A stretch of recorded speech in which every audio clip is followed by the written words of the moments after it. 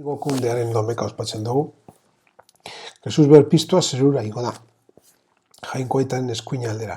Etorri baino lehen egoan lekure. Ez doa gizon egin zan mundua zez arduratzeko. Munduaren barruan geratzeko baino.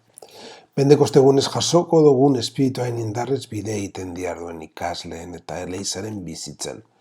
Joan eginten da. Baina aldi berean ziurtasuna itxuzku. Ugaz egongo dala egun guztietan munduaren azkeneraino.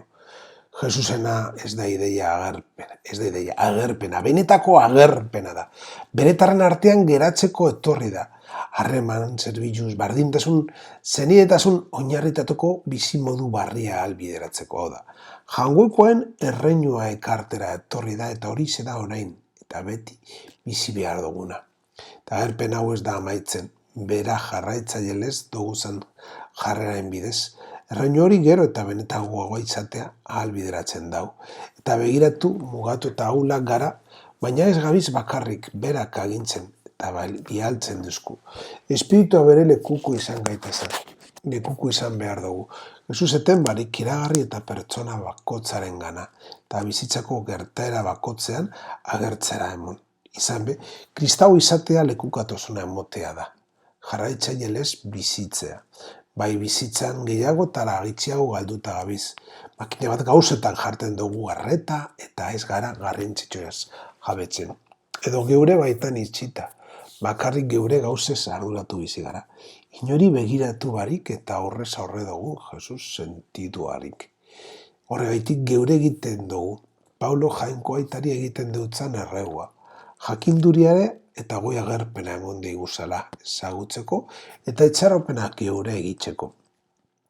Jesusek dei egiten duzku gaur be, gura badozu etorri eta jarraitu niri.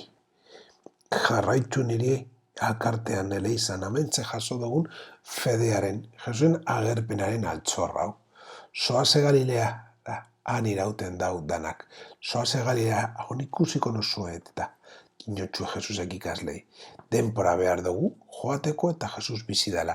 Eta biziaren deitzen gaituela, benetan sentitzeko. Horregatik askotan zalantza egiten dugu, eta beste batzuetan geure artean dala autortzen dugu.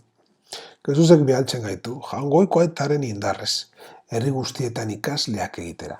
Bere maitasuna mugalde guztietaraino iristen dala sinizgarri egitera. Eta bialketaren ostean orain zerura igo da. Gorespen eta intza zinguratuta, munduko errege data. Zer gertaten jako, beti beteten dan agintzari, zuokaz egun guztietan munduaren azkeneraino egongo nazala. Guztiuna zure seme Jesukristoren igokundea garaipena gertatu da guretzat. Eta eran gorputzeko garanok ziur itxeraten dugu, gure burudarak dauan aintza izango dugula geukere. Eizu, egia honek bete gaizala, posez eta eskerronez. Iko mundiaren domeka honetan jaunaren jaietako bat ospaten dugu. Horregatik, azten da otoitz. Lehenengo otoitza jangoko hori laudorio egiten, agospa ezakegun eskatuz. Kristoren garaipena baita giuri ere garaipena ematen euskuna. Kristok zeruko bidea erakusten duzkun, gure burua da. Eta erditze modu baten dan. Lehenengo gauza irten dana da, burua. Eta buruak batera gorputza. Eta horregatik esaten dugu, Kristo gore gorputzaren ataleko gauzarik importantena burua dala, eta bera erakusten duzkun, geuri bidea. Apalik eskatzen dutzu jauna, sakrifizio hau zure semearen igokundea intzatzua ospatzen dugun egun honetan, eizu misteriozko hartu emon santu honen bidez, beragaz batera, zerurako biztu gaitezela. Oparien gaineko toitzonetan jaunari eskatzen dutzogu, zorkuntzaren primiziak aurkeztu dutzoguzula. Guri zer diez talanaz Kristoren igokundean ospakizun honetan. Kristoren misterioan parte ardezagula. Gure espiritua altza dadin eta gure bizitzan beste Kristo batzuk izateko. Nola jekatu betzen dauan begira dezagula. Eta gure bizitza Kristoren alda dadin. Bere bizitzarekin baino guk beste Kristoak izan bergara. Kristoren irudia eta bizitza. Jesus jaunak errege ospetsuak pekatuaren eta heriotzaren gairaiek aingerurik harturik igon dau gaur zeru goienetara. Jangoikoak beraren eta gizakien bitarteko ezarri dau, eta munduaren epai eta jaunen jaun egin. Zerura doa, ez gure giza izatea paletik urruntzeko. Ez badase guri itxaropen bizia emoteko, giu ere, beraren gorputzeko atal garanok joango gara lagun baten, bera gure burua sartu dan errainura. Igokundearen lehenengo prefazio honetan, Kristoren benetako irudia aurketzen duzku.